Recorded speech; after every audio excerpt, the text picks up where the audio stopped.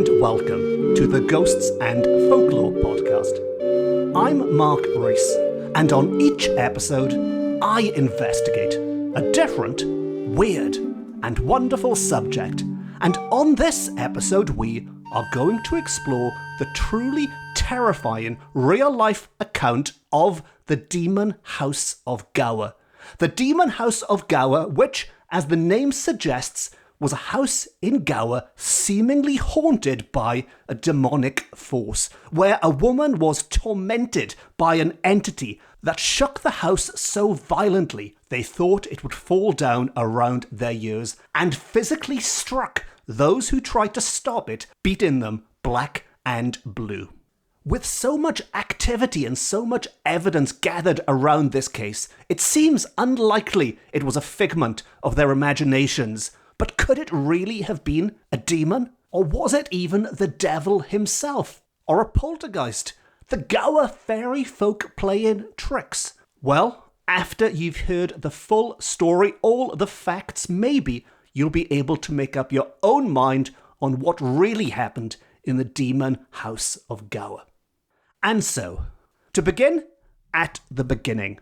And before we dive into the details, into the diabolical details of the case, the good stuff, I should get my shameless advert out of the way nice and quickly because, as you may or may not know, I have a new book coming out very soon on August the 15th, which is 2 weeks exactly from the day this episode is published. And the new book is called Paranormal Swansea and Gower. And I will be launching it with a talk and a sign-in in Waterstones, Swansea on August the 28th. And I will tell you all about that at the end of this episode.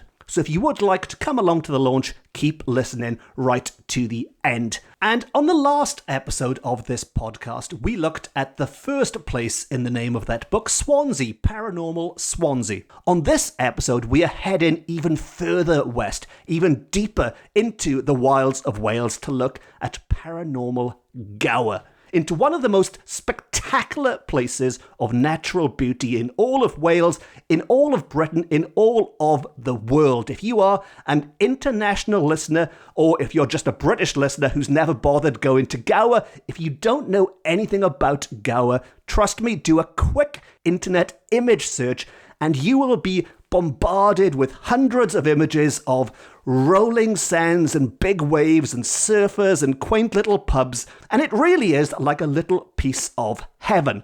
Now, of course, there is also a darker side to Gower, otherwise I wouldn't be talking about it on this podcast. We don't really deal with the pretty sublime stuff. We like to look at the darker things, and when the shades of night have fallen on Gower, that is when the tales of ghosts and devils and witches and fairies and, yes, demons emerge in this place of beauty. And it is where our account of a demon-haunted house takes place quite a few centuries ago now. Even for this podcast, I mean, my specialist area tends to be the long 19th century. I focus a lot on Victorian ghost stories, moving into Edwardian ghost stories, right up to the modern day to my own investigations nowadays. But for this episode, we are heading back, all the way back through the mists of time to the 17th century, to the 1600s. And this is one of the great things about places like Gower, and it's something that really came through when I was researching this book,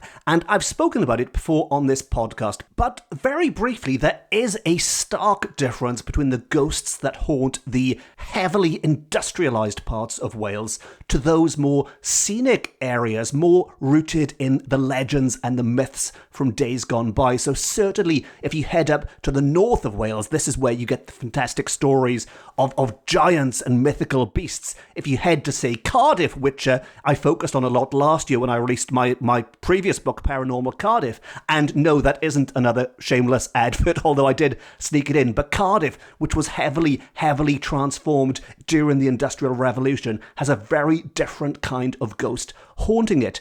Now, Swansea, much like Cardiff, was transformed by industry. It became Copperopolis at the peak of the Industrial Revolution, transporting copper around the world, and the ghosts haunting it were very much the industrial ghosts of the period.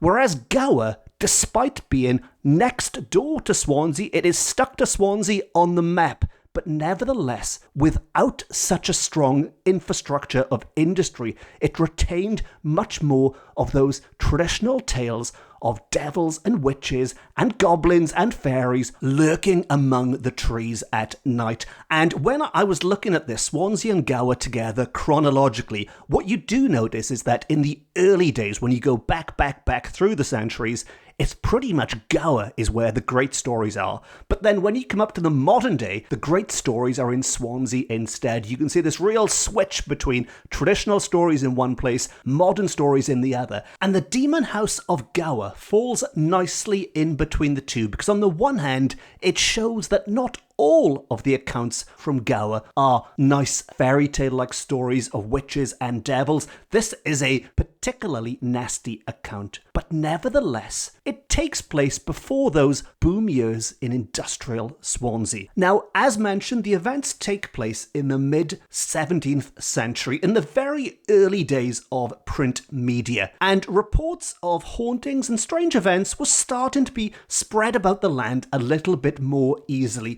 And the British public, we are told, at this time were captivated by reports of, to quote, supernatural disturbances, as they described them, supernatural disturbances in a Gower home. And these events began in 1656 and were first recorded not in a newspaper or a similar periodical as you might imagine today, but in letters, in private letters sent to private individuals that, to begin with, were not entirely meant for public consumption. And these supernatural disturbances concerned the estate of an army officer called Henry Bowen. Henry Bowen, who lived in Llan Ellen, which is a very little known, obscure part of Gower today, in an area just east of Llanryddian, which is much better known. It's got a big, lovely caravan park there. And while Llanryddian is a popular attraction for locals and for tourists,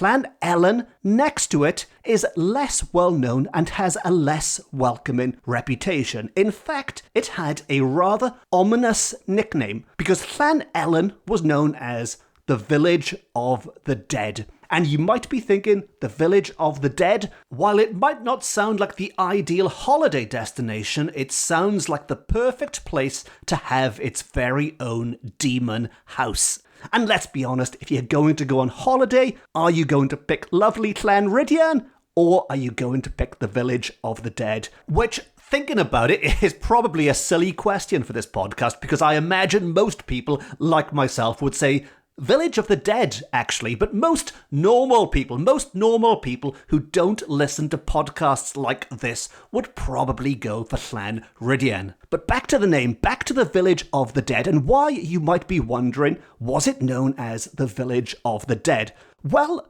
archaeological excavations have revealed that Llan Ellen, or at least the area where this village once stood, was occupied from at least the 6th century. So there were villagers living there for a long time. They found the remains of a church, they were good Christian people, and they found dozens of graves. So this was if not flourishing, it was a community. It was more than a one man and his dog. This was an area where people were living, people were worshipping, and people were buried. But there is, however, a legend attached to it. And according to the legend, the survivors of a shipwreck in the Bury estuary, just down on the Gower coast, were brought on shore and cared for by the good people of Llan Ellen, the good Christian folk of Llan Ellen. However, this act of Christian charity proved to be costly, because those people from that shipwreck that they took in and cared for turned out to be carrying the plague. And the plague spread like wildfire. until only one villager remained, one villager which you might encounter to this very day, because, according to the reports at least, there is a mysterious white lady who walks among the lonely stones of the village of the dead. This village that once flourished is now nothing but stones, which, we are told, are unlucky to touch. So, if the spirit of a woman, the so-called white lady, doesn't scare you away, maybe the cursed, or if not cursed, certainly unlucky stones might. And while we do have to take these legends with a pinch of salt, nevertheless, there were good people who called Llanellan home, and if you wanted to pay your respects to them, a stone inscribed in their memory can be found on the gate of a nearby church, the church dedicated to Saint Rhydian and Saint Illtyd, which remembers them to this day. So, on the church's gate, you can find a permanent reminder to the good people who once called it home. But what this memorial does not mention is the supposed demonic activity at Bowen's house, which, considering it's a church, maybe it's not that surprising. Maybe the demonic possession of a house isn't something they want to be advertising or shouting about particularly. But nevertheless, members of the local clergy or the local congregation certainly played an important part in this tale, but I am getting ahead of myself slightly. So let us return to this man, Bowen.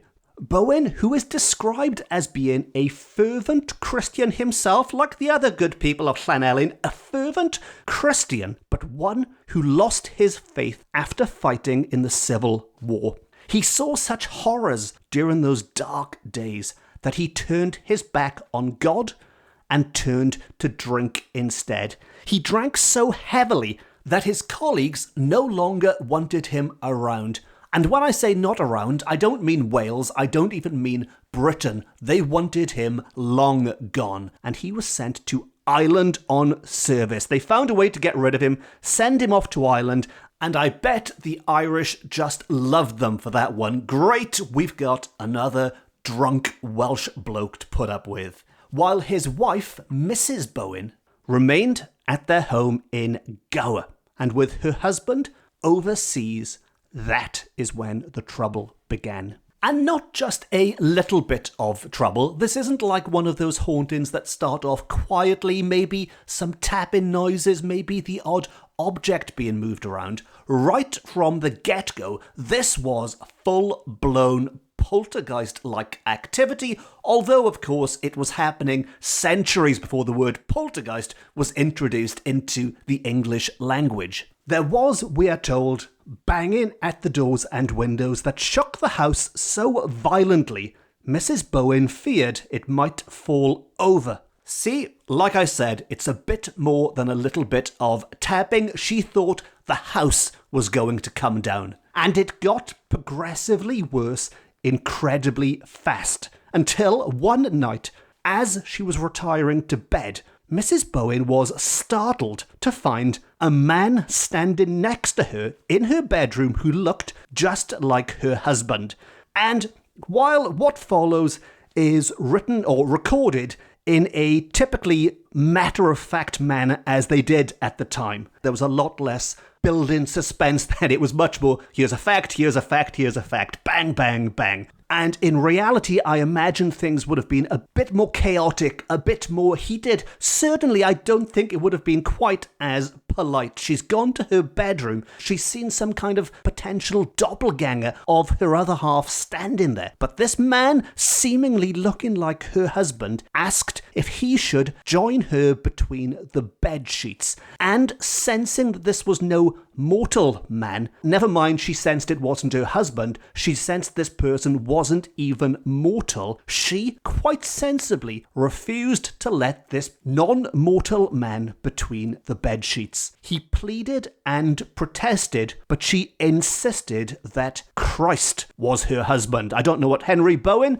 would have made of that, but she insisted that Christ was her husband, and she began to pray until he was repelled. So the praying worked. The praying repelled this creature, and they left with a terrible wailing sound drifting through the house in its wake. So, the power of prayer, it would seem, didn't just repel the figure, this potential demon, it also caused it real pain. It was howling as it left. The following night, once Mrs. Bowen had told people about the experience, prominent members of the local congregation joined her in her prayers, and all was peaceful once more. By getting the full power of the church behind her, they gathered around, they prayed, and that demon did not return, at least not until the next night, because then the activity did return with even greater ferocity. Thick smoke that smelt of sulphur darkened her chamber, and as she entered her bed, she noticed what appeared to be the impression of a body on the covers next to her. So she saw the strange shape of a body,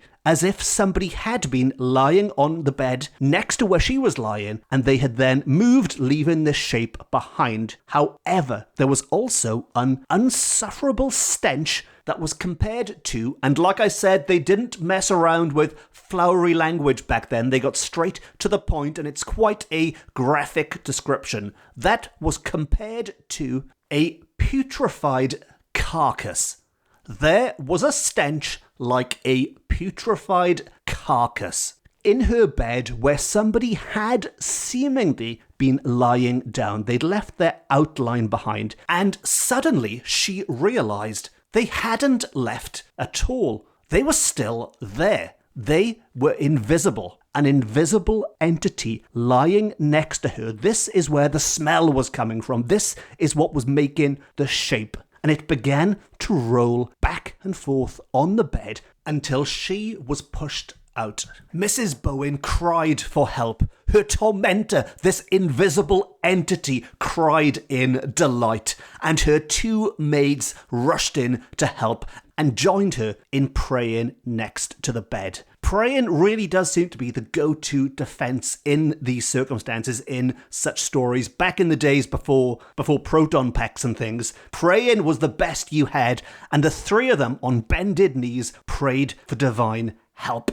The uninvited bedfellow did its best to interrupt them. And at one point, Mrs. Bowen felt herself, and this is another wonderful old-school description, being lifted a foot or more from the ground by what felt like a dog under her knees, which is a description I can honestly say I have never heard in any other ghost story. She felt like she was levitating. She was being lifted off the ground as if by some invisible dog under her knees.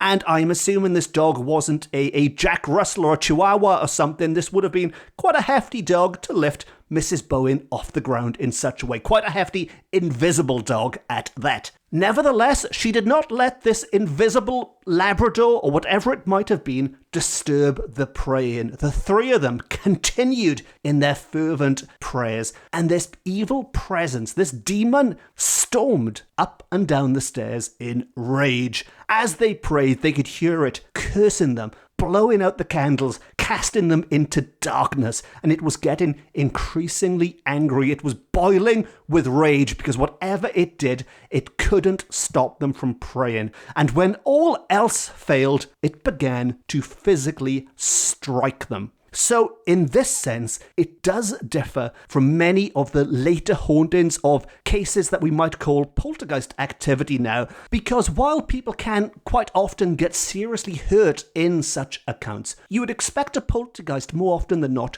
to do so by throwing something at them rather than punching them, physically striking them with a hand or whatever it was that was being used. And maybe this is what does separate this from a ghostly haunting to a demonic haunting, if indeed that is what was taking place. Either way, whatever it was, it had a physical presence in our world. It could strike people. Nevertheless, it made no impact, at least not at the time, on the three women who would not be detracted from their praying. They continued in the task at hand. They prayed and prayed and prayed until it was light. They prayed for some 6 hours, an incredible amount of praying, but it worked. They prayed for 6 hours for an end to their torment, and as the sun rose, the demon stopped. the demon disappeared. Although, when they did stop, it was only the next day they discovered their bodies had been beaten black and blue with bruises from their encounter with the demon. Now, the good news at this point, there isn't much good news, but the one glimmer of hope they can take is that praying does work. Granted, they had to go through a lot of physical pain to repel the demon, but praying did work. Sadly, it only worked temporarily until the demon's next visit, and its visit after that, and its visit after that. It was a temporary fix, and obviously Mrs. Bowen and her maids and friends couldn't spend 6 hours every night praying while being beaten until this demon disappeared once more. And in the end, she fled the home and went to stay with family and sent word to her husband, to Henry Bowen, to that drunkard who was so unwanted, he was kicked out of Britain by his colleagues and was inflicted on those poor Irish people. She sent word to this man, she sent word to her husband, and 4 months later, which just goes to show how long it took to get things done back in the day, for her to send him a letter from her family home in Britain across the sea to Ireland, for him to send a reply back from Ireland to her family home in Britain, for them to arrange together on him returning to his home, and all the travelling arrangements in between. It took 4 months in total. And so it was that he said goodbye to Cork, and I imagine the pubs of Cork were full of people raising a glass to see the back of him on that night. He was now Gower, or at least Britain's problem once more. Sadly, however, his lifestyle had not improved while being in Ireland.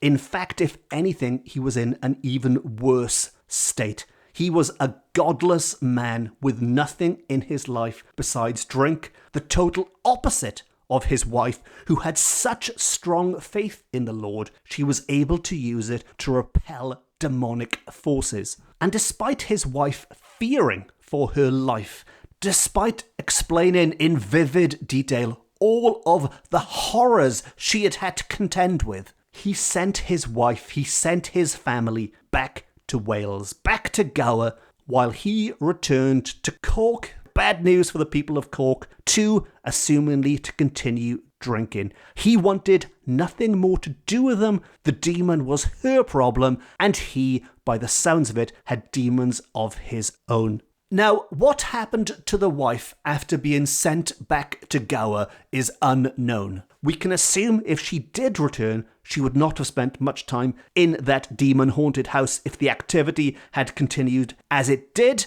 because frankly, anywhere would have been better than that. Sleeping in one of the caves on the shore sounds more preferable. As for the man, however, as for Mr. Bowen, it was said that forever afterwards, he was haunted for the rest of his life. And if not necessarily by evil spirits, then certainly he was haunted by his selfish decisions. He was a man, we are told, loathed by all who knew him, not just by the people he worked with in Britain, not just by the people of Cork, not just by his family, assuming they did hold hate in their hearts being such religious people, but by everyone. A man loathed by all, and as one acquaintance wrote, if ever a blasphemer was unworthy to live, this is the man. Quite a damning description of the man who turned to drink and abandoned his wife to the Demon House of Gower. And on that note, we have indeed reached the end of the tale of the Demon House of Gower, and the end of another episode of the Ghosts and Folklore podcast. As I mentioned at the start, this is one of the dozens of accounts that appear in my new book, Paranormal Swansea and Gower, which you can pre-order now and buy very, very soon from all good bookshops offline and on. And I will be launching it with a talk or a conversation and a signing in Waterstones, Swansea on Wednesday, August the 28th at 6 p.m.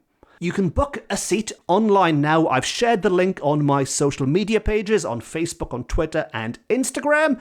If you can't find it, just drop me a message. We will help you out. Or, of course, you can just get in touch with the venue, just get in touch with Waterstones, and they can sort out a seat for you. I will be signing all of my other books on the night too, or all of the ones that Waterstones stock. Hopefully they stock them all, but things like Ghosts of Wales, Paranormal Wales. And just to stress, as with all live events, I am recording this weeks before the event. Unforeseen circumstances can happen, things can change, so please, if you are travelling a great distance for this, please make sure beforehand that it is happening with the venue. If you do book a ticket, you will get a notification if anything changes, but otherwise, if you're thinking of flying in from Canada to see me in Waterstones, it's worth double checking beforehand. And if you can't make it to Swansea in August, fear not, spooky season is looming. Halloween will soon be here, and as I've mentioned before, October is my busy time. I become Mr. Halloween for a few weeks, and I already have some dates lined up for venues across Wales this October. I will tell you a bit more nearer the time, and of course I will publicise those on social media as well. But if you can't make it to Swansea, there are more on the way in October, including more dates in Swansea as well, so watch this space. All of which brings me to the usual end of episode stuff. And if you did enjoy this episode and you haven't already, please consider pressing the subscribe button. And as I mentioned, if you are new, the last episode was also a tale from Paranormal Swansea and Gower, if you'd like to check that one out. If you'd like to support the podcast, you can rate it, review it, tell all your friends about it. And if you really want to support the podcast, you could treat me to a coffee via my website, which helps to keep this thing going and is always very much appreciated. And on that note, it just leaves me to say thank you very much for listening. Diolch yn fawr iawn am wrando. I've been Mark Rees. This has been my Ghosts and Folklore podcast, beaming to you from Wales to the world. And I don't know if you can tell from my voice on this episode, but I am recording this in a rare heatwave in Wales. We don't get much sun, but there is no aircon in the high-tech studios I'm recording this podcast in, and it is absolutely sweltering. So this is beaming to you from a very hot and sweaty Wales to the world. And remember, the next time you find yourself in bed with an invisible entity that rolls about, tries to push you out, and smells like a putrefied carcass, it might be worth saying a quick prayer. You never know. Maybe it's not your nearest and dearest. Until next time. Nosta!